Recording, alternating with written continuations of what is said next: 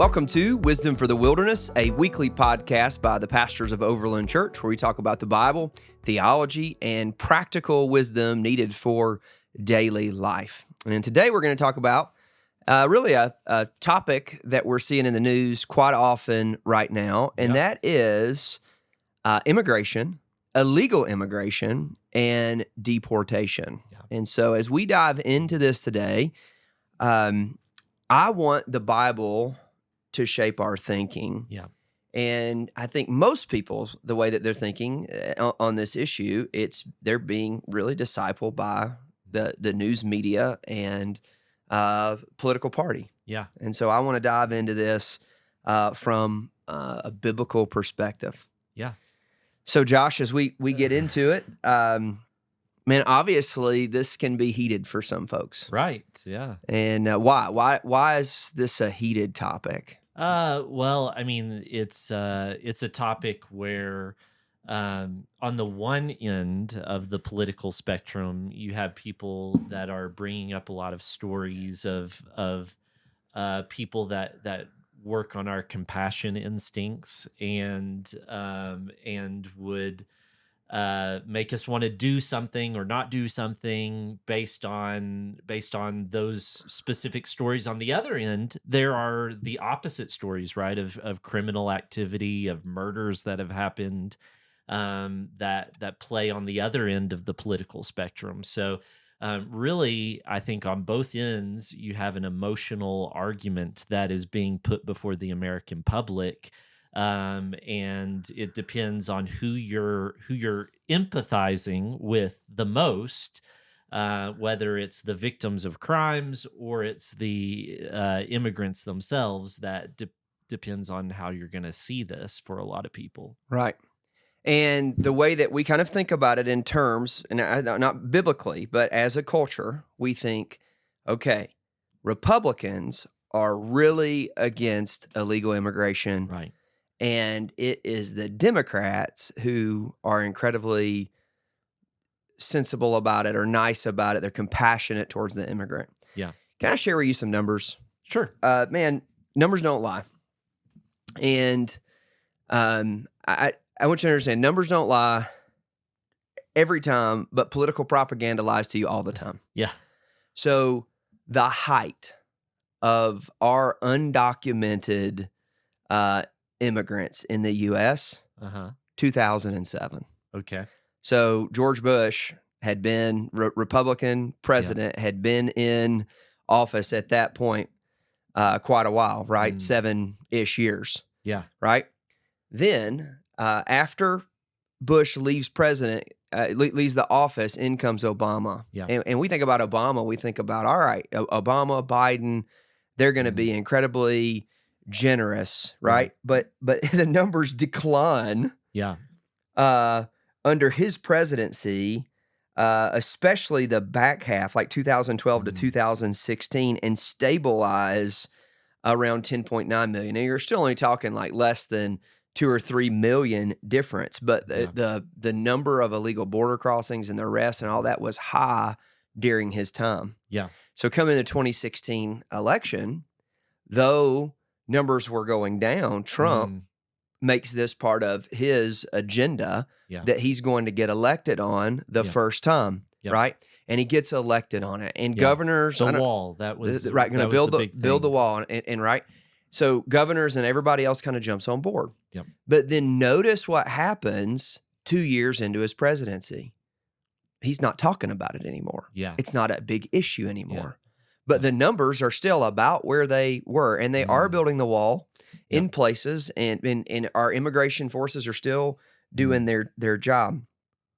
Now, Biden comes in and does push back against it and uses it part of his political agenda and essentially gives this message of, hey, everybody come. Right.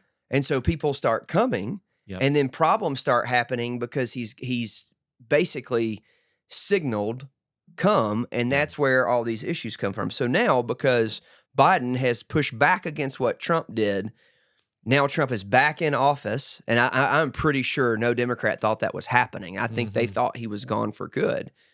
Now Trump is in, and he's waging war against what the Biden administration Yeah. had done.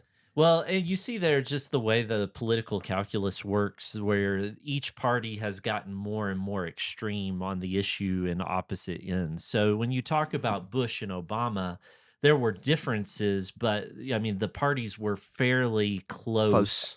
in terms of the fact that we needed to protect the border, Right. You can and even that kind of thing. go back into Clinton. Yep. Like the stuff Clinton was saying actually was closer to the stuff that Trump was saying Yes. going into 2016 if you go back into the 90s. Yeah. So I just want to point out that the narrative that the politicians have pushed Mm, has been a narrative for their power right. and their good to in some ways get us to either to be for them, Right. right? Right. From both sides. The media has had an agenda as well. Mm, And the media's agenda is, again, it's to sway you one way or another, left or right, depending on how they lean. And Yeah. so, man, if you turn on Fox News today or MSNBC, you're going to get two totally different messages Mm. with some level of propaganda in both of them. Right. Right.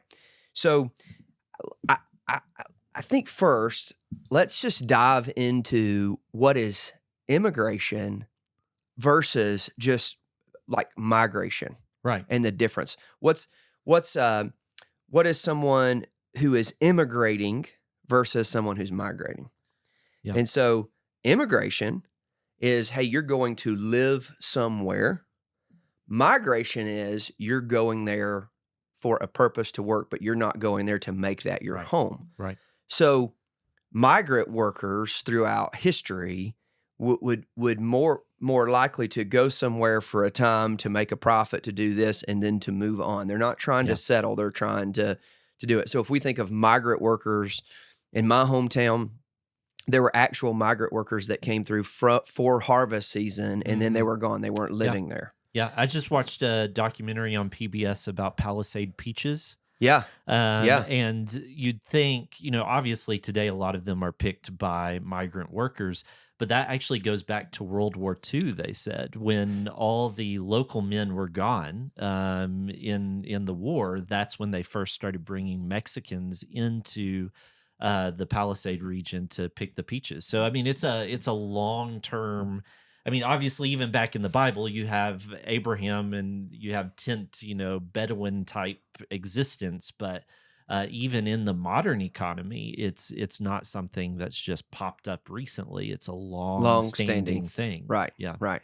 Now, immigration is moving somewhere in order to make a new home. Right. And when we think through history, look back at the Bible, a lot of it's typically some sort of circumstance that pushes people to do it. There's a Yeah. famine in the land, and that's why we're going. Yeah. There's a war in the land, that's why we're leaving. Yep. But then, interesting enough, we get to the missionaries. Yeah. And we get to Christian missionaries that either go somewhere, like migrate to a place to spread the gospel, or immigrate to a place to spread the gospel. Yeah. And you've done that. Yes, I have. I have. Yeah. So what was that process like as you immigrated to Malawi or Moldova? You've done it. Yeah, I've done it in 2 different countries, and it's a big headache. Is what it is. So I'll just talk about Malawi because that's fresh in my mind. But in Malawi, before we moved there, I went for 2 weeks. I did my application with the Department of Immigration while I was there. Had to have copies of birth certificates, passports, FBI background checks, like all kinds of documents in order to live in Malawi and submit it, and then wait and wait and wait. And then you get a 2-year permission to live there. And so not really every 2 years, it's really every 18 months, because 6 months before it's going to expire, we're reapplying. So, and it's a long, drawn out process where, tons of things can go wrong, and somebody can say, "I lost this paper." It's Right. it's a mess. But we knew if we're going to live in this country, we have to abide by the laws of this country, and that means undergoing the process that they've put Right. in place. And, I had my opinions how they could make it better, make it smoother. But I was a Malawian citizen, so I didn't get Right. to have those opinions really. They And were were just my personal and opinions. were they So, offering you at any point Malawian citizenship? I mean, you could could apply buy for it. it. You could buy it. buy it. So I mean, that was originally it was like $2,000, but they had recently raised it to $10,000 per person. So if we had been there long term, I mean, it would have been worth considering. Right. But even that was, I mean, this gets into the weeds. I'll just mention it, and we should move on. But even that was having issues. People who had it didn't have the full rights of citizenship if they weren't Africans. So there was Right. a lot of the same things that are happening in South Africa right now. Right. That same kind of political mood was going on in Malawi Right. at the And time we've seen too. that in a lot of places in Africa. Zimbabwe is Yeah. obviously Yeah. that kind of thing has happened. So Yeah. and racism starts to creep, to get into it and all Yeah. sorts of stuff. Yeah. All right. So you just helped us think through that though. Like you wanted to move to another country. This is what it took to move to that country. Now, Yeah. that is actual immigration. Now, I'm pretty sure that both of us had visited a lot of countries, Right. and you still go through immigration at the airport, and you Right. walk through that process. You get some sort of travel visa. Yeah. I was thinking earlier, I was counting it. I think I have done 18 international mission trips to 9 different countries. Yeah. So I haven't been to a ton of places, but I've been some 3-4 times, some Right. 2-3 times. There's a process Yeah. that you have to go through to even do it. And there's no country that I know of, at least maybe we should ask Chat GPT, but there's no country I know of that lets you cross a border, get a stamp on your passport, and stay indefinitely. Right. So in Malawi, you get 30 days on that original stamp, and then you can stay as an American citizen up to 90 days, but you have to go in to an immigration office every 30 days and get that Right. renewed. And Europe, anywhere you go, there is a limit to how long you can visit that country. And then if you go past that, then you're going to get deported. You're going to get arrested, put on a plane, and kicked out of the country. And kicked out of the country. Yeah. And so unless you bribe someone. and which which very well could happen. Yeah. And so if you stay longer, right, than your 30 days, and you try to fly back out when you go back through immigration, you're going to have a problem. Yeah, you're going to get fined or So- something like that. Yeah. All right, there's definitely an issue. And so to me this is a gospel moment to think through, like, one, to say an American passport, that little blue book, is incredibly powerful for world missions. It Yeah. will get us in a lot of places. That's right. More so than anyone else's passport will do. Yeah. But we also have to make sure that we're rendering to Caesar what is Caesar, that we're following the laws of the land as we do it. Be another great podcast to talk about the ethics that come with Christian missionary service and and other. just to mention, I tell teams whenever I prepare them, like when you go to Malawi or you go to Guatemala or wherever you go, you are submitting yourselves to the laws of that country. And so, if you commit some sort of crime there, then you could end up in prison there. And like, That's right. you can't just call the U.S. Embassy and cry them a river and get them to get you out. Like Right. if you commit a crime in another country, you're responsible to the laws of that country. All right. Well, you just brought up U.S. Embassy, and so Yeah. that sparked another thought in my mind. A lot of people who don't leave the U.S., they don't understand how many people in the world want to be here. Yeah. Whether they want to come visit here or they want to move here. Right. But the world wants to be here. Yeah. And I remember during James's adoption process, we had to go to the U.S. Embassy in Addis Ababa, Ethiopia. Yeah. And I remember seeing it was a line of Yep. people out the door, a line of people applying for visas to try to get in the U.S. Yeah. because they wanted to come so bad. So Yep. immigration for us as a country has been very important. Yeah. And it's been very important for us to let people from all over the world into the U.S. It's just part of, we are a country full of immigrants. Yeah, My that's family true. immigrated here. Your family immigrated Yes. here. And if you're listening to this, more than likely, your family immigrated here. Actually, even if It's you're not Native American, American, right. your family immigrated here At some point, they crossed thousands of years ago. Yeah, they crossed the land bridge and walked here. Of course, they claimed it. They had the original claim on it at some that's point. right. Somebody did, right? But we're a country full of immigrants, and so we have to we will as a country need to continue the process of letting people immigrate into our country and settle here and work here and make it home here and add to the culture, the life, the economy. And so we will continue to have to do that. But just know, as I'm saying this, like, people want to come. Yeah. And for a whole host of reasons. Right. And so that just brings up a really complex issue of who does the country decide to let in. Yeah. And now I've always said this, that immigration and illegal immigration are very complex issues for the government. Yeah.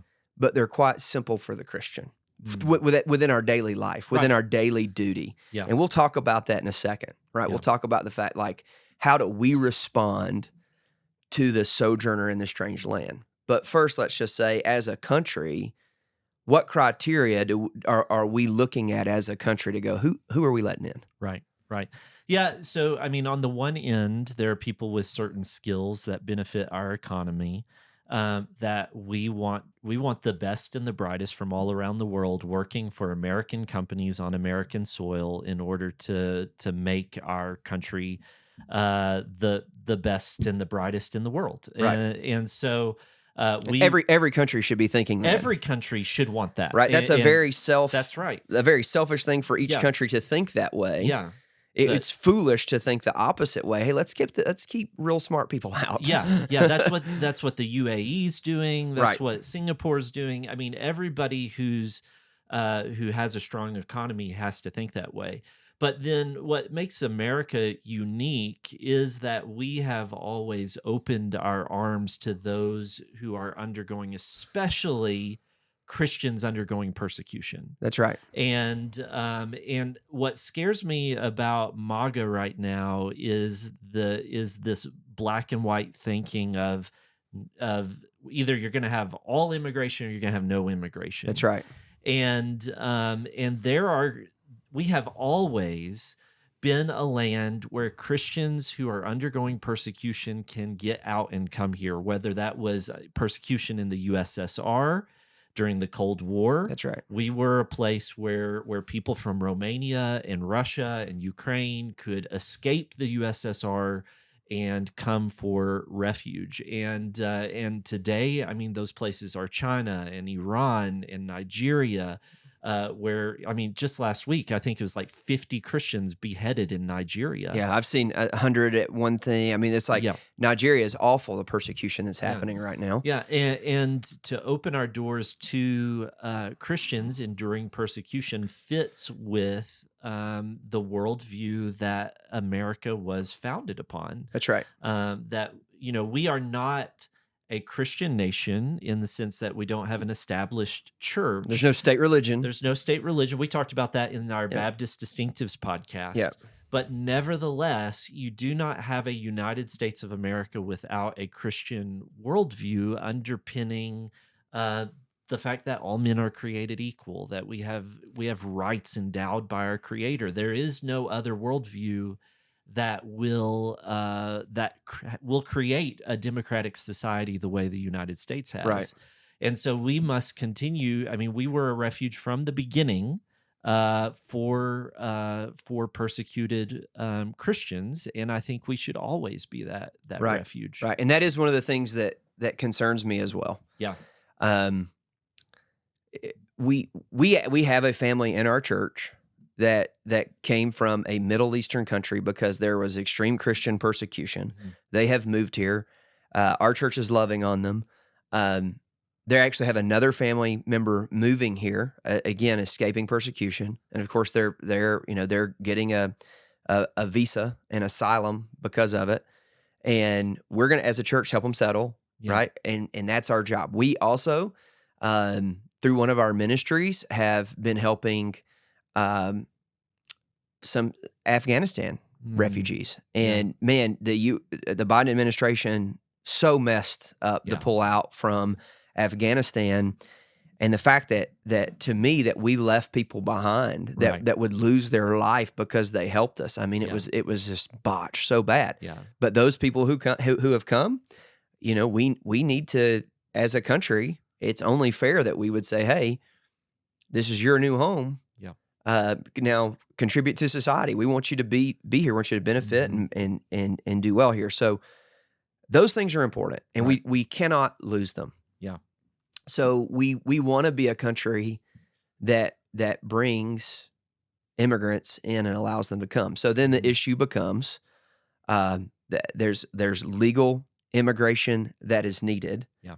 And obviously the contentious issue right now, what do we do with people who immigrated here illegally? Yeah. Now, there's a real sensitivity around the saying, hey, that person's an illegal immigrant, because the talking points in modern culture are no person's illegal. No person's illegal. So we'll call them an undocumented immigrant. And so know that I'm not sitting here saying an illegal immigrant. I'm not trying to be harsh. I think I'm not saying that they themselves are illegal, but I'm not gonna call a drug dealer unlicensed pharmacist, right? I'm not gonna use that's right someone who's choosing prostitution, a sex worker. Sure, no person is illegal themselves, but you can commit a crime. Right, we're talking about the act of immigrating here illegally. Right. So that illegal immigration is what we're talking about here. So first, let's just say you have a neighbor move in beside you, and they are not from here. They look different than you. They speak a different language than you. They dress different than you. How should you treat them? What does the Bible say? Yeah, I mean that's easy. Like, and this you alluded to this, but maybe we'll kind of fill this out a little bit. There is a personal responsibility, and there's a church responsibility, and there's a government responsibility, and those are not the same things. Right. And so my personal responsibility to every single person I meet is to treat them with kindness, to love my neighbor as myself, and to show compassion when I see needs in front of me. And I don't think it's my responsibility to check anyone's passport or to ask for their green card or anything. That's Absolutely. an employer's responsibility under the government. That's the government's responsibility to find people who have entered the country or stayed in the country illegally. That's not my personal responsibility. That's right. And it's also not the church's personal responsibility when we're showing compassion to our neighbors. That's right. If we have Serve 6-8 event. Yeah, we have so many Hispanic people who will come for a turkey on Thanksgiving, or Christmas toy distribution. And it is not our responsibility to check their passports By no when means. they're coming through the line. Right. That's the government's responsibility. It also isn't necessarily the government's responsibility to deal compassionately with every single issue that arises from the fact that they cross the border illegally on the other end, right? Right. Like, there are bad consequences anytime someone does something illegal, right? Right. If a dad, sells drugs and gets thrown in prison, nobody's going to say we shouldn't throw him in prison because it's going to affect the children. Right. No, he affected the children. He affected the children. Right. His choices is what created that situation. The government has a responsibility to uphold justice, but it's not my responsibility in my personal interactions with people to uphold justice. Right. Rather, your responsibility is to love your neighbor as yourself. That's right. And in the Bible, especially the Old Testament, just has tons of verses that direct us how to treat the sojourner in the strange land. Now, I mean, again, it was crossing borders and immigrating. It wasn't the same thing. Right. Borders weren't upheld. It's like us going from here to Kansas. No, like no one cares. But Exodus 23:9, lots of listings in Exodus, but you shall not oppress a sojourner. You know the heart of a sojourner, for you were sojourners in the land of Egypt. Yeah. That word oppress a sojourner, you think about oppressing a sojourner. I would argue that a lot of companies here that have hired undocumented workers have done so that they can get them at a cheaper price than a documented worker, which really is a form of oppressing them. That's and not they're like, oh, and it's keeping them down, not helping them up. That's right. Leviticus 19:33 and 34. When a stranger sojourns with you in your land, you shall not do him wrong. You shall treat the stranger who sojourns with you as the native among you, and you shall love him as yourself, for you were strangers in the land of Egypt. I am the Lord your God. Yeah. And so remembering that, everybody here immigrated at one point, and we should be kind and compassionate. Psalm 146:9, among other places, tells us the Lord has a heart for the sojourner. The Lord watches over the sojourners. He upholds the widow and the fatherless, but the way of the wicked he brings to ruin. And he does have a heart for those who immigrated, but also the way of the wicked. He does not have a heart for those who are wicked. Right. And even as we think through that, I think cable news would have you think God has a heart for the wicked. Yeah. And he does. He has a heart that they would come to know him and be saved. That's right. Right? That's right. Yeah. Zechariah 7:10, do not oppress the widow, the fatherless, the sojourner, or the poor, and let none of you devise evil against another in your heart. And so again, you see there's just this tension of compassion and mercy and justice. Yeah. And just so we don't think we're just talking Old Testament, I mean, Hebrews 13 instructs us to show hospitality to the stranger and says, sometimes people have entertained angels unaware because of that as well. So, I mean, it's in the New Testament as well. And Leviticus 19, that's one of the mentionings of the second greatest commandment, love your neighbor as yourself, which obviously Jesus says the entirety of the law hangs on love the Lord your God and love your neighbor as yourself. Right. I actually, for me, I have had this, just it's a very personal issues in my life where I have had some friends, pretty close friends, that were here illegally. They're undocumented, crossed the border, worked in Mexican restaurants. And if you know me, I love a Mexican restaurant. Yeah. And so there was this restaurant that I used to go to all the time. I would go so much that when I would leave at lunchtime, they'd say, "See you tonight, senor." And they'd laugh, because they knew. I mean, they taught me a ton of Spanish, Spanglish, if you will. We had folks over to our house, and it wasn't like I was ever asking the question, "Hey, are you here legally or not?" I wasn't asking, but they became close, so much so that they started coming to Buck Run at times. Others I'm still in communication with on Facebook.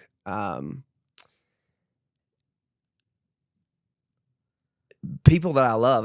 One guy got a DUI and his car was impounded, and he called me from jail and said, "Hey, will you get my car out of impound?" I didn't bail him out of jail, but I went and got his car out of impound because he was dealing with it. Yeah. And I went and got it out. I cared for his family. And so even now in our ministry here, particularly my wife, within our ESL outreach, we know that there's a higher percentage of the people that we work with are here illegally, and we love them and care for them. Yeah.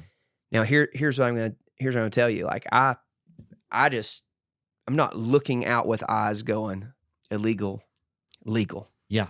I'm looking out with eyes going needs the gospel. Right. And I also look at my neighbors who were born and raised here the exact same way. Yeah. Yeah. So I think that's the important thing for the Christian. Now, we had a professor in school. Did you ever have Mark McClellan? Yeah, I had him a lot. Yeah, I had him a ton. Yeah. I had Mark McClellan a ton. Mark McClellan, very incredible man. Yeah. Lawyer, Yes. U.S. Army Ranger, Yeah. church U.S. planter, attorney at one point. U.S. attorney. That's Yeah. right, U.S. attorney. Dude, he was, for us, a seminary professor, taught New Testament and taught theology. I had him for like 3 theology Yeah. classes, I had I him for think. missions classes as well. Right, missions. I mean, Yep. incredible man. Yep. And I forget how many Spanish-speaking churches that he had planted, Yeah. but I'm pretty sure then it was in the high teens, and I'm pretty sure now it's in the 20s. Yeah. So dude is incredible. Right. And so I asked him one time, I said, when someone in your church comes to faith in Christ and they're here breaking the law, they're here illegally, what do you tell them to do? Mm. He said, I tell them to go home. Yeah. And I said, what? Yeah. You tell them to go home? He goes, well, listen, I'm careful, right? Because circumstances and children born here and children citizenship and what they have going on here. But so the very first thing I tell them, that if they're just here, hey, you go home and you take the gospel back with you. Mm. Right? Yeah. That's what he would tell them first. Yeah. Then if there was something about their circumstances that meant, hey, you need to stay here, and there's high probability that there is a pathway to citizenship for you. You need to try to figure this out. You need to try to make it right. But now you need to render to Caesar what is Caesar's, because as believers, we're not rebelling against God's created order that he's put into place. So God ordains civil law and expects it to be respected. We see that in Romans 13. So that's what he would tell them to do. Yeah. Yeah. So and this is affirmed throughout the Old Testament several different times. Leviticus 24, Numbers 15, when it talks about sojourners, it emphasizes there will be one law. There will be one standard of justice between the citizens of Israel and the sojourner. You can't have different standards for different people. Right. And of course, the danger then would have been having a kind of a lower standard for the sojourner, treating them worse. But on the other hand, if we're going to say, well, all these people get a free pass from and we're going to kind of not enforce the laws, then I think that violates the principle as well on the other end. Yeah. Right. Is it the unfairness of it? I've heard legal immigrants say, wait, I waited in line. I went through the process. Why do they get to hop it? Yeah. And then why are they getting money and cell phones and help that I'm not getting? This doesn't make sense. Yeah. So I'll tell you. So I think as a Christian comes to Christ, like this is what they should do. They should not, they should go home. They should self-deport. Mm-hmm. Right? Yeah. I had a friend. I'm just calling him Juan. Okay. Juan, I love Juan, and Juan and I still message on Facebook, but he did not come to Christ. Oh man, I just love this. I just love this guy. He's just so much fun. But he and I were sitting there having a conversation, and he's telling me like, what? ICE knew he was there, right? They weren't going to deport him in that time frame. It wasn't like he wasn't worried about deportation, but he was like, I think I need to go home. And I went, I think you do too. Yeah. And I want you to come back. And so what you need to do is you need to go home and you need to establish and you need to do this the right way. And it's going to take a long time. And it does. I don't have time to get in the process of what they have to do to prove they've been in country so many years. You can't. And so I didn't tell him how to get home, but he actually hired, I think they call them coyotes. It's the same people who smuggle you across the border. I didn't know this till afterwards. They smuggled him back across the border. He went home. He actually started a business there. He's been running that business. But one of the things, the reason I told him he needed to go home was he had kids. Yeah. And he had moved up here and he was sending money back. And I was like, your wife and kids need you at home. That's right. That's right. They don't need you here sending money. It's dangerous there. I went, so you're gonna leave your wife and kids somewhere that's dangerous? That's right. No, go home. And so I think we know what the Christian ethic is for the Christian, and just to look and excuse it. Yeah. I think is wrong. Yeah.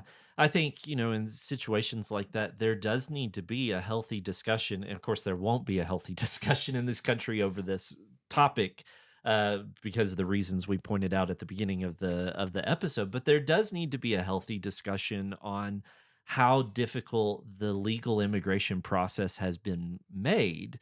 And how difficult even migrant working visas and those types of things have been made. I mean, farmers, if you talk to farmers, it's an absolute headache. They have to have full-time staff just to sort through and work Right. with the government With for all those visas. green card or Yeah. legal migration here to work. Yeah. And I agree, that's what we have needed. Yes. I do think, like, I look at the circumstances of those, mainly Mexico, Venezuela, Guatemala are like the big three. There's other Mhm. places that are coming too, but that's the big three. I look at their circumstances going, I'd want to get here too. Yeah. Absolutely. The fact that they'll walk Yeah. hundreds and hundreds and hundreds of miles to cross a border to no sure future. I mean, it Mhm. tells us everything we need to know. Yeah. And so, and at the same time, knowing everybody in the world who's got a problem, we can't just open up and let in. Like, Right. that's why for the government, I say Yeah. it's a very And you complex bring up issue. the coyote issue. I mean, those people aren't just bringing innocent people across the border. They're bringing all kinds of people who want to do harm to Americans.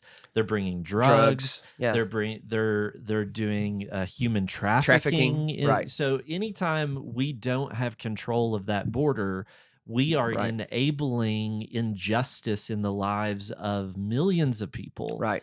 You hear some crazy stories within the human trafficking, like that you'll have a kid who thinks that, hey, we'll get your kid into the U.S., we'll have a better life for them, and really they're just putting them into human trafficking or sex trafficking and smuggling them across the border. Yeah. Fentanyl. I Yeah. mean, you just name it. Or even just families that have paid them the equivalent of thousands of dollars to transport them, and then they might get dumped in the desert, or and then Right. or get taken so far and ask for another $1,000 or something like that. I mean, nobody on the justice side, people who want to talk about social justice, nobody wants to talk about those justice issues. Right. And they're huge. They're absolutely massive. Right. I think so. I wholeheartedly agree with you that there should be real immigration and migration reform. Yeah. I think there also should be talks on pathway to citizenship. Yeah. And that is not popular. Yeah. By any means, but like people in Malawi see we want them to pay taxes. Yeah. We want them to we want the economic benefit of them being here. Yeah. And so what can be done if you go back to the 2016 election, Ted Cruz and Marco Rubio were both considering pathways to citizenship and talking through it.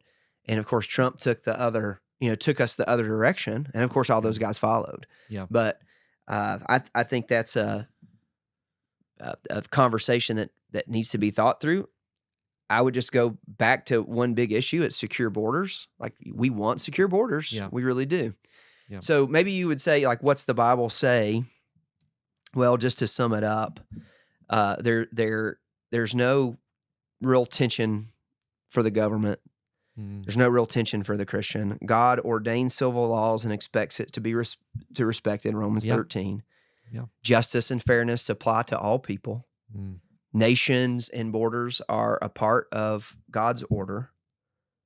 Love for the foreigner does not mean lawlessness and breaking the law.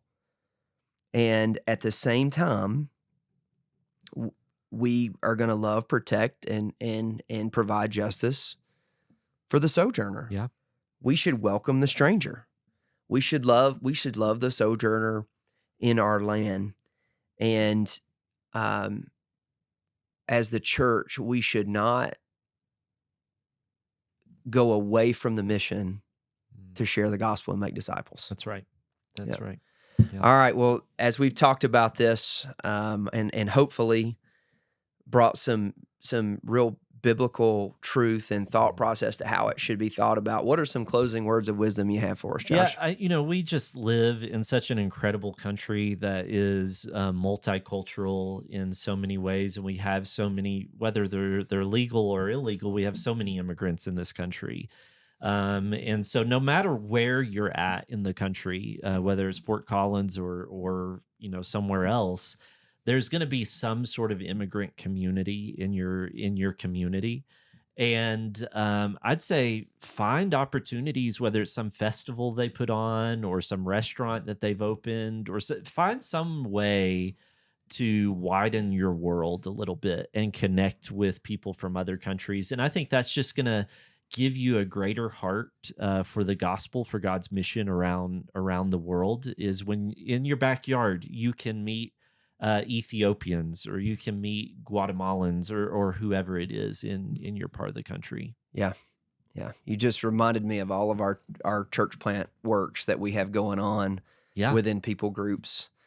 And in our state alone, man, there's Filipino churches, there's Russian, Ukrainian churches, there's tons of Hispanic churches, there's Ethiopian churches. Like, the need is just so big. Yeah. Here's my closing word today, and it's just simply this: when loving your neighbor as yourself requires that you root out the sin of partiality from your heart, and often we would just refer to it like racism. Yeah. And man, if you're just watching the news, especially if you're watching the conservative side that's saying, hey, look at the undocumented immigrant, look at the deportation that's, look at the undocumented person.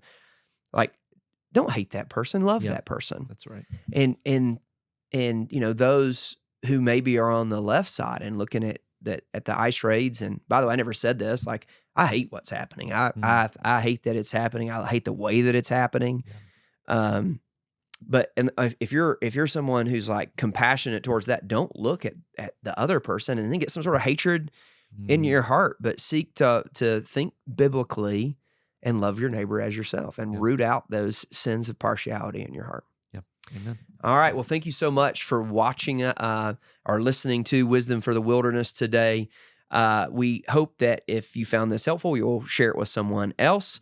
Also, just be sure to subscribe to the podcast and join us right here next week for Wisdom for the Wilderness. Thanks so much, and have a blessed day.